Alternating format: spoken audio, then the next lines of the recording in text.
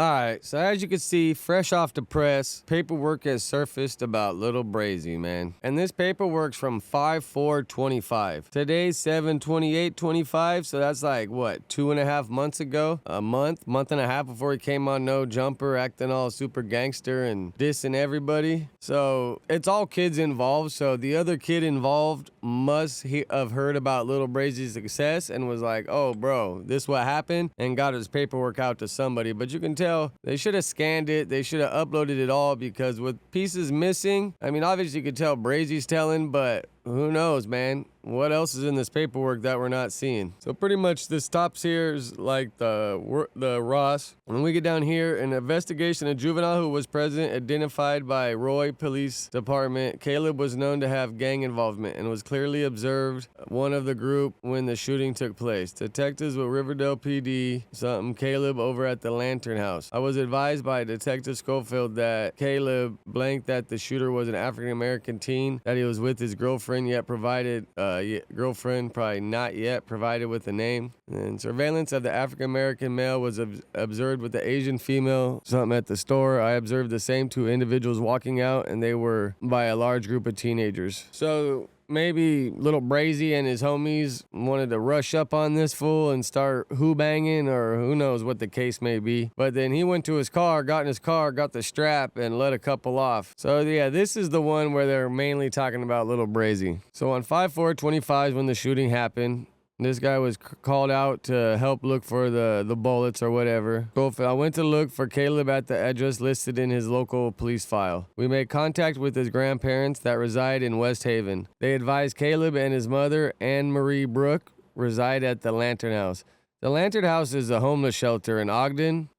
So yeah, I mean, Brazzy obviously ain't doing too well off. He's doing everything he can to make it out the trenches and get some money. I just don't know if this is gonna help him that much. Maybe he'll learn and he'll just go to college and go down a whole nother path at this point before he wastes any more time trying to be a gangster and dealing with all this shit. Because if you're gonna be a gangster and you're just gonna start telling the minute you get busted, yeah, there ain't no future in it. So we responded to the Lantern House, where staff assisted and contacted Anna Marie and Caleb. Anna Marie's his mom. Upon contacting them, Caleb immediately started telling us what happened at Ross. He advised he and his friends were shopping at Ross, and when they walked out, his friends were arguing with a black male. He then said he heard a couple of banging noises that sounded like a gun, so he ran back in the store and hid. He then left. I asked if he saw the male pointing the gun at him. He advised he didn't see that he pointed at him, but he heard it hit the building. I asked if he knew who the suspect was shot at them. He advised he didn't know. He asked Caleb who was with him, which he said the only blank knew his friend. He only knew his friend Jerry, but he didn't know the others. I asked Jerry to get his phone. See, that's why it don't make sense. I asked Jerry to get his phone. If not, I asked Caleb to get his phone, but he advised it was dead. But he had his Snapchat signed in her phone.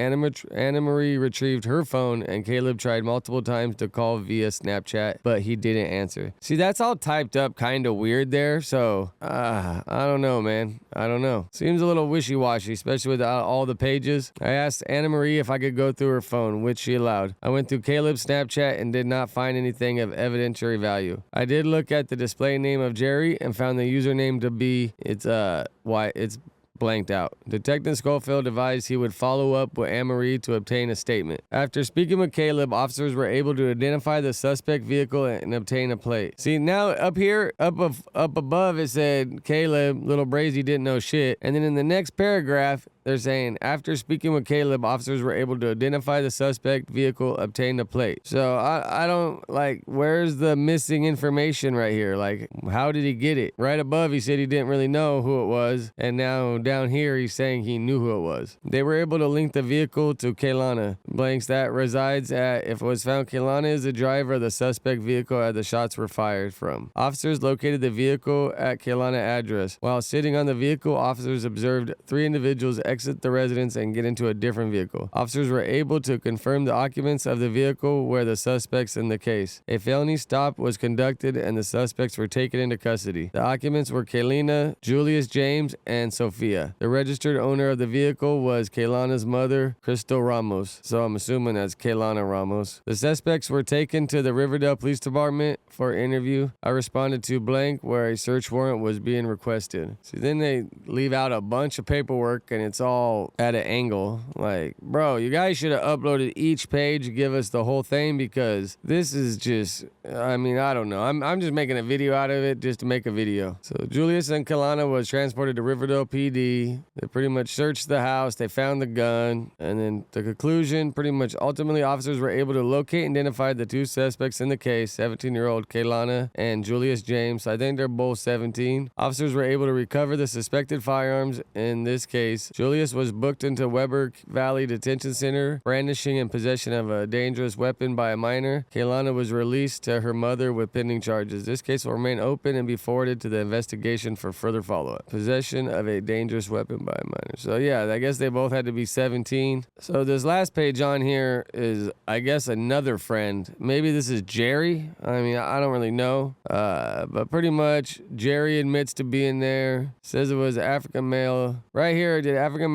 male point a rifle at you in the parking lot as he was sitting in the passenger seat of the vehicle? Yes. How did you feel when the gun was pointed at you? I had to get out of there. I was scared. Did you think you were going to be shot? To be honest, I don't know. If you had to guess, how many shots did you hear? Probably like 2. Did the person point the gun at you and the other 3 friends you were standing with? I didn't really pay attention. As soon as I saw the window go down, I took off running. So maybe when the window's coming down, he's seen the gun poke out, because those statements right there are kind of contradicting. I don't know if it's all real.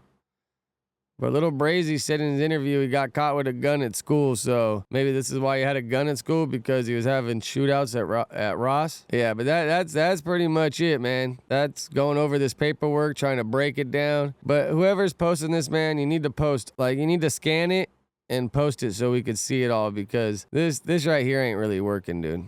This ain't working. But I guess let me know your thoughts in the comments, what you think of this, what lilBrazzy should do with his career now, or you think he should still hold on and try to be a rapper. You know, I guess, you know, let me know. What should this kid do? Because if this is only 2.5 months ago, he should have knew better. You can't really claim that kid shit to me when you're trying to act like you're super gangster. But with that, man, I'm out of here, dude. Let me know your thoughts. All right, later.